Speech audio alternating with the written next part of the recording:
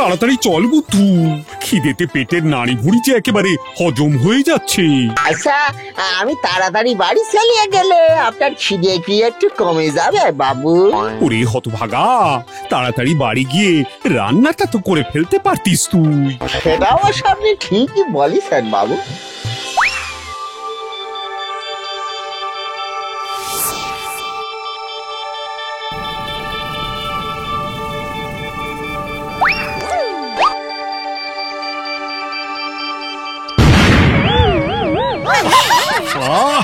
কোন আহাম্মক এই বোমাটা ফাটালো রে?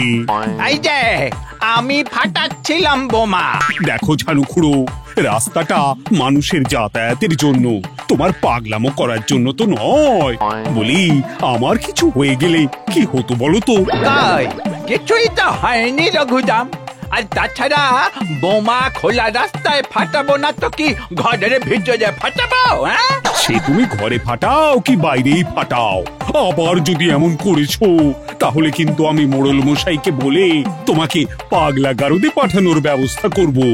ঝানুখুড়ো আর বাবু নিজেদের মধ্যে কি যেন বলা বলি করতেছে, কিছু বুঝতে পারতেছি না তো। চল চল বুদ্ধু। আমি আবার বোমা ফাটাবো, আর এই রাস্তাতেই ফাটাবো রঘুদাম।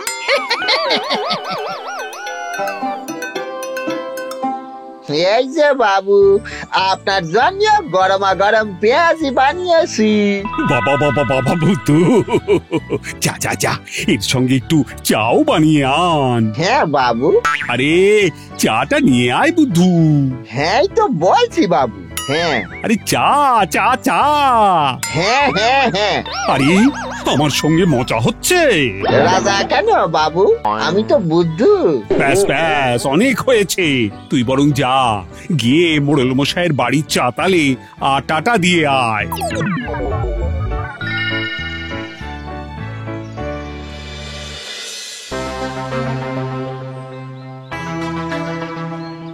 মোড়ল মশাইয়ের বাগালে সাঁটা দিতে হবে, কিন্তু বাবু তো তাই বললেন, কি জানি।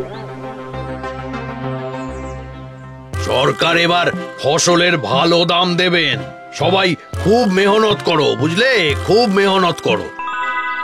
এই যে মোড়ল মশাই আমারে বাবু পাঠালেন। হ্যাঁ হ্যাঁ বুদ্ধু, কই আমার আটাটা দাও। এই যে দি মোড়ল মশাই, এই নিন। এই সাঁটা মারাটা ঠিক ছিল মোড়ল মশাই? এই ধর ধর ধর বেটাকে, ধর ধর ধর ধর।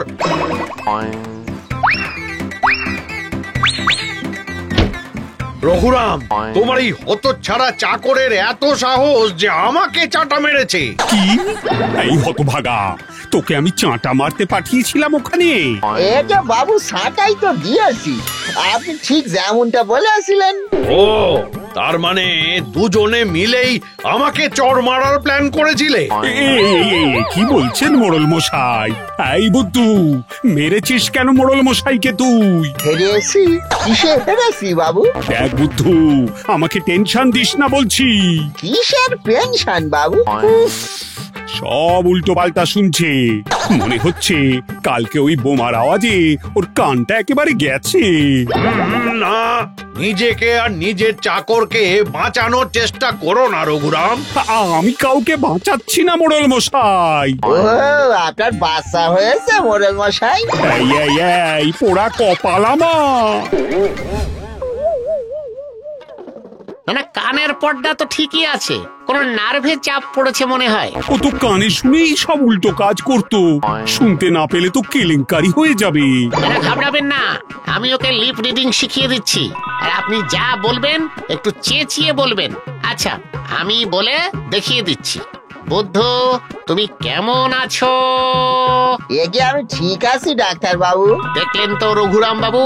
ঠিক আছে ডাক্তার বাবু, আমি এখন এইভাবেই কথা বলবো।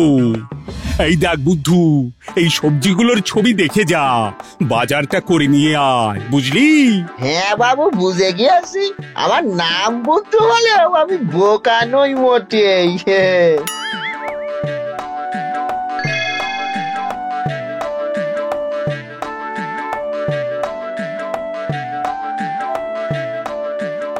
কিরে কোথায় চললে রে বুদ্ধু? কেমন আছেন জানু খুঁজো?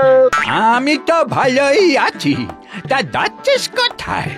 জানু খুড়োর কথা কিছুই বুঝতে পারতেছি না কেন রে বাবা। হ্যাঁ, কি এত ভাবছিস রে বুদ্ধু? আমার দেরি হয়ে যাচ্ছে, এখন বাজার থেকে সবজি আনতে যাচ্ছি খুড়ো। ভালোই হয়েছে, এই মৌকায় আমার বাজারটাও বুদ্ধুকে দিয়ে করিয়ে নি। কিছু ভাবছেন জানু খুড়ো? কিছু না, এই নে বুদ্ধু 500 টাকা। বাজার থেকে আমার জন্য 5 কেজি মিষ্টি নিয়ে আসিস তো, রাত্রে বাড়িতে অতিথি আসবে। আর ঠিক আছে জানু খুড়ো। এই বুদ্ধুটা তো এখনো এলো না। রামের জায়গায় শ্যাম বুঝে কিছু কাণ্ড করে বসলো না তো আবার আহম্মকটা। এই যে বাবু, আমি এসে গেছি। এমন করে বলছিস যেন যুদ্ধ জয় করে এলি। তা এত দেরি হলো কেন তোর? এটা বাবু জানু খুড়োর জন্য মিশ্রি আনতে হলো, আরেকজনের ছাগল কুয়াতে ফেলতে হলো। কি সর্বনাশ! কি বলছিস রে হতভাগা? আরে আরে আরে, সবাই ঘরের ভেতরে ঢুকে পড়ছেন কেন? এই যে এই তোমার বুদ্ধু ওর ছাগলটাকে কুয়োতে ফেলে দিয়েছে। আজ আমি মিষ্টি আনতে বলেছিলাম বলে আমাকে 5 কেজি মিছরি এনে দিয়েছে। এর সব দাম তোমাকে দিতে হবে রঘুদাম। আজ এই রইল মিছরি, তুমি আর তোমার বুদ্ধু মিলে খেয়ে নিও। তোমার জন্যই এসব হয়েছে ঝানু খুড়ো। সেদিন তোমার ফাটানো বোমার আওয়াজেই তো বুদ্ধুর কান দুটো একেবারে খারাপ হয়ে গেছে। কি? হ্যাঁ, আর মোড়ল মশাই শুনুন, বুদ্ধু কানে শুনতে পাচ্ছে না, ওর চিকিৎসা চলছে। সে যাই হোক রঘুরাম, হয় তুমি বুদ্ধুকে ঘরে আটকে রাখো, না হলে গ্রাম থেকে বের করে দাও। আগে তো শুধু মাথাটা কাজ করতো না, এখন আবার কানও গেল। এই যে ঝানু খুড়ো, বুদ্ধুর কান যদি ঠিক না হয় তাহলে তোমার দুটো কান কেটে নিয়ে বুদ্ধুর কানে লাগিয়ে দেব, বুঝেছো? না না না, বুদ্ধুর গ্রামে থাকা চলবে না, ওকে চলে যেতে হবে। তোমার এই বুদ্ধু গ্রামের সকলকে বিপদে ফেলার আগে ওকে নিয়ে গ্রাম থেকে কেটে পড়ো হে রঘুরাম।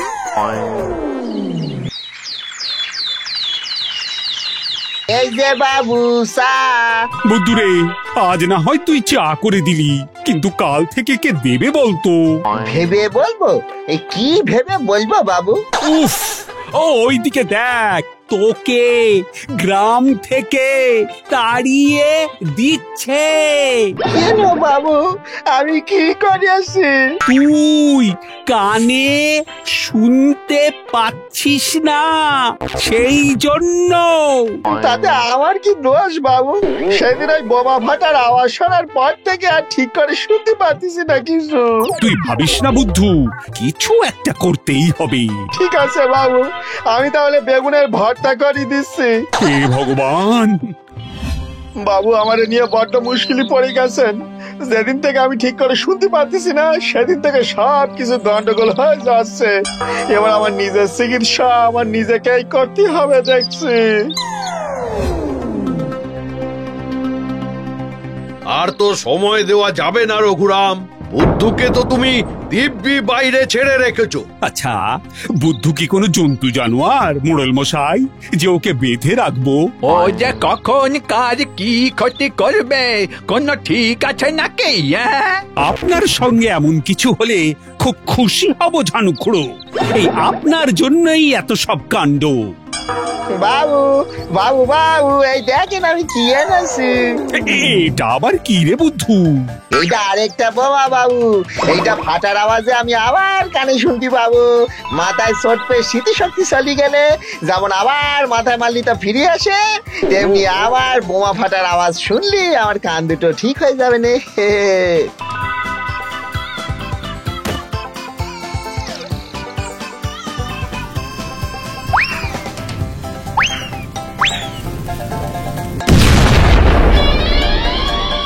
ও ওরে হতভাগা!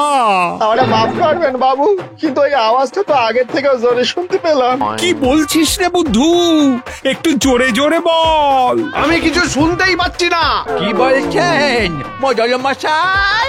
আমি তো কারো কথাই কিছু শুনতে পাচ্ছি না। মনে হচ্ছে বোমার আওয়াজে আমার কান তো ঠিক হয়ে গেছে, কিন্তু বাকিদের সবার কানের ফিউজ উঠে গেছে। বুড়ি বুড়ি হত ছাড়া বুদ্ধু!